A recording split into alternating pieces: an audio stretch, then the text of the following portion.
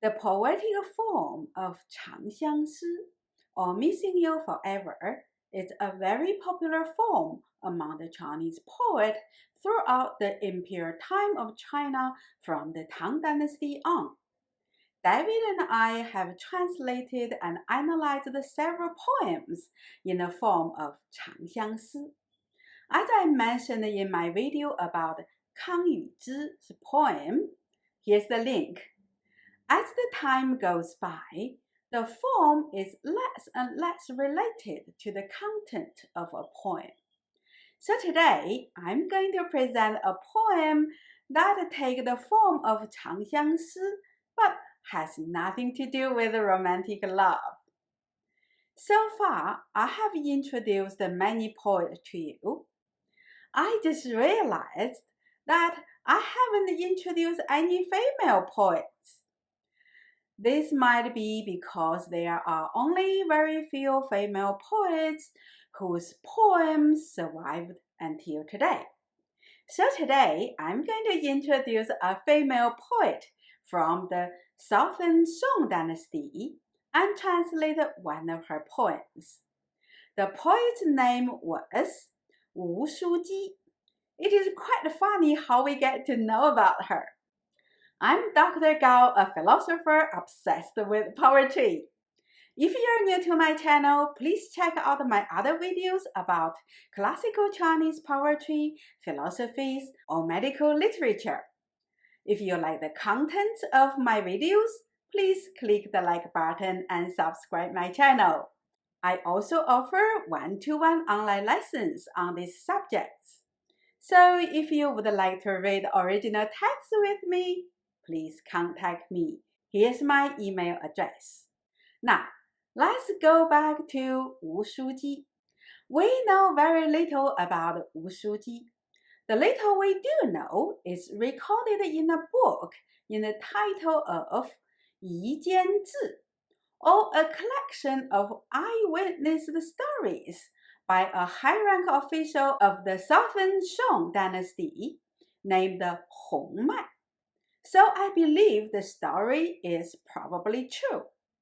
According to Yi Jian Zhi, or a collection of eyewitness stories, Wu Shuji was a daughter of a low-rank scholar in Huzhou, located in today's Zhejiang province. In 1185 AD, she was accused of adultery. The province governor, Wang Shipeng, also a well-known poet at the time, sentenced her to forced labor. At her trial, there were several junior scholar officials observing the trial. After the court session, the junior officials gathered together for a drink, and Wu Shuji was ordered to serve them. One of the junior officials said to Wu Shuji, "I heard that you're good at poetry. If you would compose a poem to plead for a pardon, I would take it to the governor and appeal to him on your behalf." Wu Shuji asked for paper and brush. Then she composed 2 poems on the spot. All the officials present were impressed and moved by her poems. One junior official saw the governor, Wang Shipeng, the next day and pleaded Wu Shuji's innocence. Wu was soon released. This story might sound a little fanciful to us today. How could a poem change a court sentence?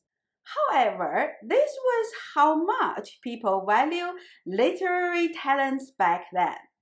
I talked about the importance of poetry in climbing social ladders during the Imperial China in several of my videos. Here is the link to the first one, and you can have a look. Today, I'm going to present one of the 2 poems. After you hear my translation and analysis of the poem, you might have reasons to believe the story. Now, let me read the poem in Chinese first. 雁飞飞，雪霏霏，雪向梅花枝上堆，春虫何处归？醉眼开，睡眼开，疏影横斜安在在，虫叫赛管吹。Now let's look at the 上阙, or the first part of the poem. 燕飞飞，雪霏霏，雪向梅花枝上堆，春虫何处归？ Yan means mist. Fei means heavy rain or snow. Here it is used to describe the thick mist. 雪 means snow. Fei Fei means heavy. David and I translate the same character differently to fit with the ways the different meanings of the character are expressed in English. This is one of the difficulties we often face when translating from Chinese to English, or the other way around. On one hand, we would like to keep the translation consistent and translate a character into the same English word across a whole poem. However, it is not always possible. 雪 means snow again. 向 means towards. 梅 means cherry. 花 means blossom. 枝 means twig. 上 means on. 堆 means heap. 春 means spring. 从 means from. 何处 means where. 回 means return. So the three lines can be translated as thick mist, heavy snow, snow heaped on cherry blossom twigs. From where will spring return? 醉眼开，睡眼开，疏影横斜安在在，虫叫赛管吹。醉 means drunken. 眼 means eye. 开 means open. 睡 means sleepy. 眼 means eye again.